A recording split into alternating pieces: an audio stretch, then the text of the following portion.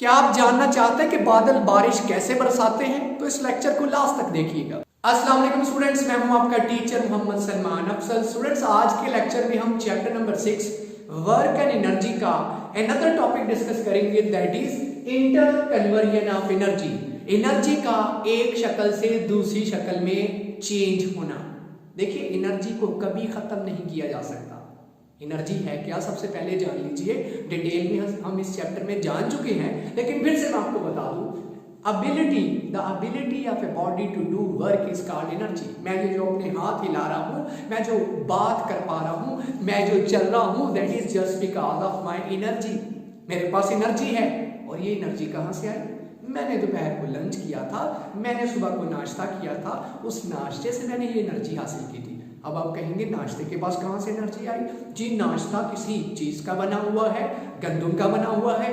गंदुम, हाँ जी, गंदुम के पास एनर्जी है। वो एनर्जी कहां से आई? जिस सॉइल में उसे उगाया था, उस सॉइल ने सन से एनर्जी हासिल की थी, सॉइल से एनर्जी हासिल की थी, हमारी खादों से एनर्जी हासिल की थी। तो एनर्जी का सिलसिला अगर चलाएं तो एंडलेस है।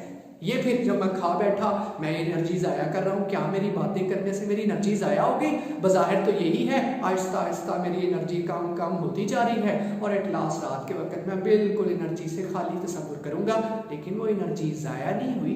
मैंने काम करने में इस्तेमाल की है, मैंने इससे यूजफुल वर्क किया है, और इसके साथ साथ मेरे बोलने की वजह से मेरी आवाज़ इस कमरे में इकट्ठी हो रही है। मेरी हरकतों सकनात से जो एनर्जी है यहाँ डिस्ट्रीब्यूट हो रही है, ज़ाया नहीं हो रही। शक्ल बदल के शायद मुझे नजर नहीं आ रही, लेकिन इस इन्वायरमेंट के अंदर चली गई है। इसी तरह एनर्जी डिस्ट्रॉय नहीं होती, लेकिन एक शक्ल से दूसरी शक्ल में चली जाती, एक शेप से दूसरी शेप अख्तियार कर लेती है, रहती इसी स्पेस के अंदर, इसी इन्वायरमेंट के अंदर हमारे इर्द गिर्द मौजूद होती है। आइए मुख्तलिफ एग्जाम्पल से देखते हैं कैसे एनर्जी शक्लें तब्दील करती है, एक फॉर्म से दूसरी फॉर्म में चली जाती है। मिसाल के तौर पर बच्चों, अगर मैं ये देखूं, मैं अपने हाथों को रब करता हूं, ये मैं अपने हाथों को रब कर रहा हूँ। मैं रब कैसे कर पाया? मेरे मसल्स के पास एनर्जी थी। ये मसल्स की एनर्जी को मैं खुद से देखूंगा, मैं अपने हाथों को गर्म महसूस करूंगा। इसका मतलब मैंने मस्कुलर एनर्जी, अपने मसल्स की एनर्जी को हीट एनर्जी में कन्वर्ट कर दिया, अपने हाथों को गर्म करने में इस्तेमाल कर दिया।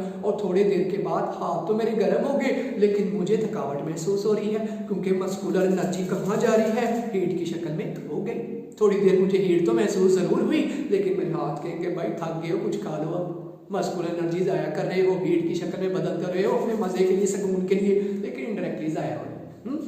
शक्ल चेंज करके ज़ाया नहीं हुई, फॉर्म चेंज करके निकल गई। हो सकता है वो फॉर्म मेरे लिए फ़ायदेमंद ना हो, जो इन्वायरमेंट में चलेगी वो उसके शायद मुझे ज़रूरत ही ना हो, लेकिन चलेगी। आइए मुख्तलिफ एग्जाम्पल से देखते हैं एनर्जी कैसे हमारी रूटीन के अंदर, और जैसा कि हमने स्टार्ट के अंदर आप बताया कि आज जानेंगे कैसे रेन, बारिश कैसे होती है, कैसे क्लाउड्स एनर्जी गैदर करते हैं, कलेक्ट करते हैं और जाते हैं बारिश के कतरों को लेके उस जगह पे जहां उनकी जरूरत होती है। देखिए कुछ एग्जाम्पल से, देखिए एक साइकिलिस्ट है, साइकिल चलाने वाला, उसके पास एनर्जी है, साइकिल चला रहा है जी बड़ी तेजी से। सामने एक आप देखिए एक माउंटेन सा आ गया जिसपे वो आसानी से चल सकता है।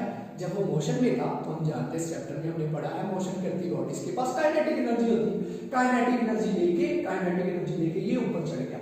जब ये हाइट पे जाएगा, आप जानते हैं हाइट की वजह से बॉडीज के पास जो एनर्जी होती है, इसका नाम है potential energy. Kinetic energy in हुई, यहाँ जाकर उसी एनर्जी का नाम क्या बन गया? Potential energy.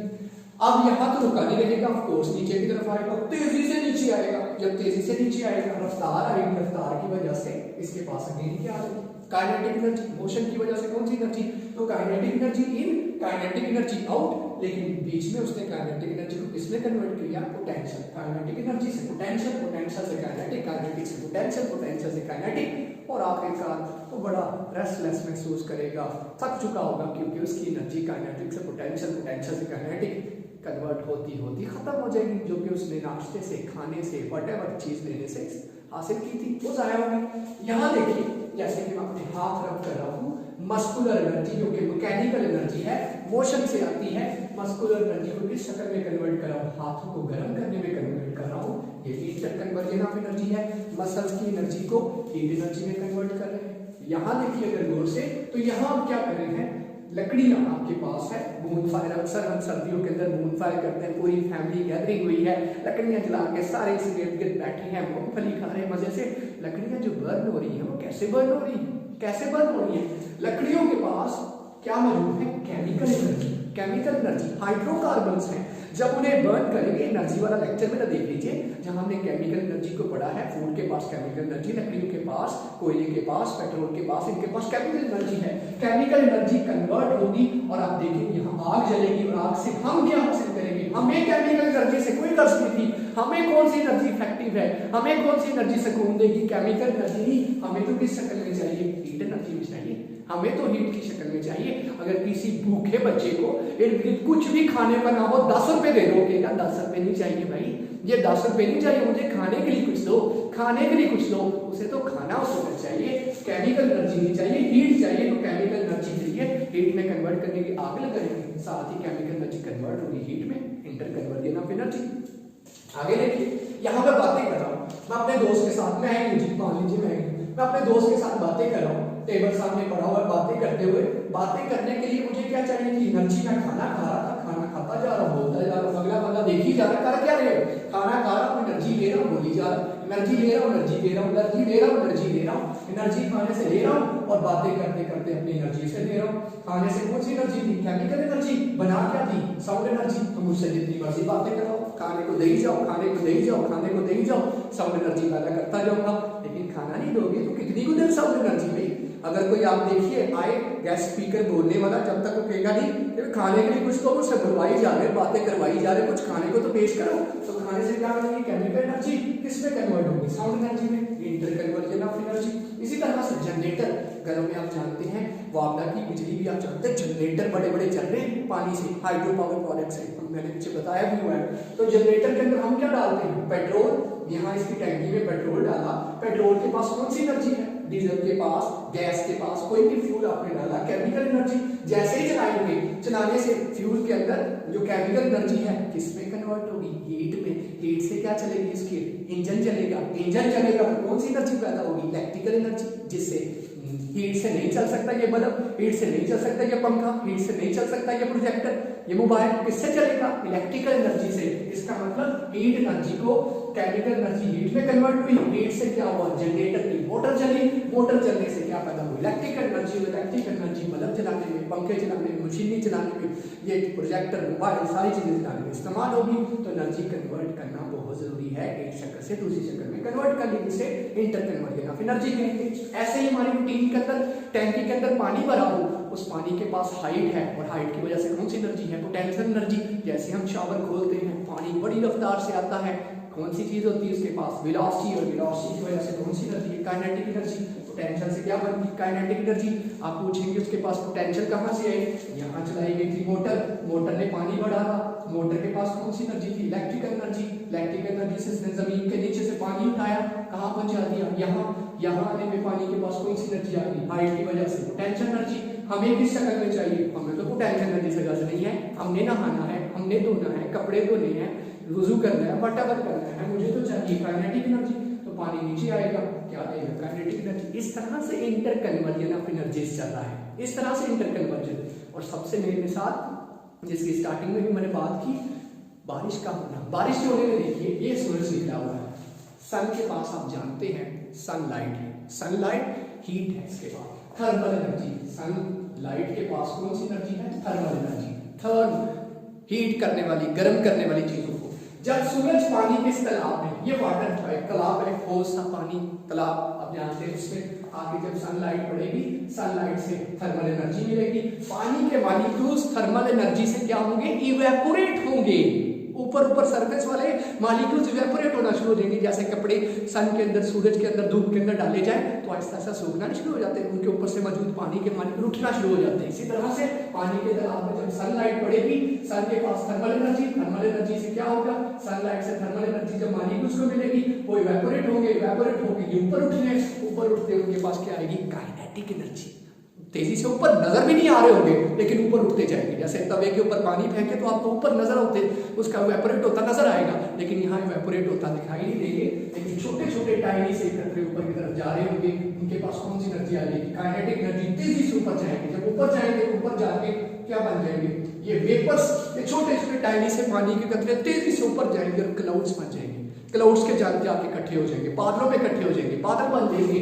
अब ये बादल आगे ट्रेवल करेंगे हवा के साथ, यहाँ ट्रेवल करेंगे। यहाँ जब मौसम माकूल होगा, ठंडा मौसम होगा, नमीदार मौसम होगा, अच्छा मौसम जहाँ होगा, जहाँ बारिश बरसाने वाला मौसम है, वहाँ ये वाटर वेपर्स दोबारा कंडेंस होके क्या बन जाएंगे, वाटर वेपर्स दोबारा वाटर मॉलिक्यूल्स बन जाएंगे। वेपर्स छोटे छोटे टाइनी से करते वाटर वेपर्स बन जाएंगे, इकट्ठे होके कंडेंस होके फिर दोबारा बरसेंगे।